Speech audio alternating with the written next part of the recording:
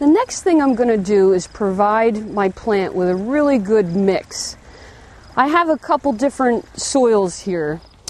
This first one is called humus. This is a nice, rich loam that will provide some good organic matter for my perennials.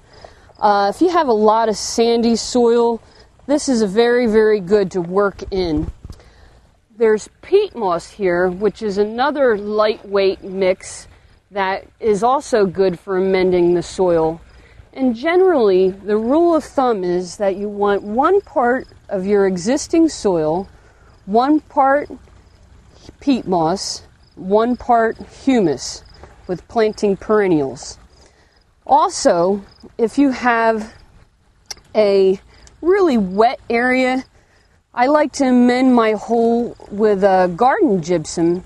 And gypsum works over a slow period of time, but it will help loosen and aerate the soil and break down those heavy clay particles, which I tend to have a lot of in this garden, unfortunately. It's not, clay is not really the ideal soil medium to plant in, but if you dig a big enough hole and you backfill with good potting mix or soil mix, you should have pretty good success. The other thing I like to put in my mix is phosphate. And phosphate helps stimulate root development in perennials and also will improve disease resistance. Another thing, if you have a real acid soil, we like to put pulverized lime, which is this fine powdery substance here. This will help sweeten your soil up. And generally, before adding lime, you would take a soil test that would tell you what your pH is, and you can amend the soil that way.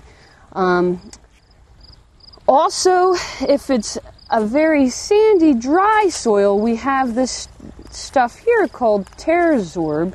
It's a crystal that you'd only put a very small amount in your mixture, and it absorbs water and it expands so that the plant can root into that, and it just holds the moisture in the soil mix so it doesn't dry out. Especially if you have, it's good to use this if you have areas that you can't get a hose to, or you might not be back to water the plant, or you're going to be away and you can't take care of them. So this is good stuff.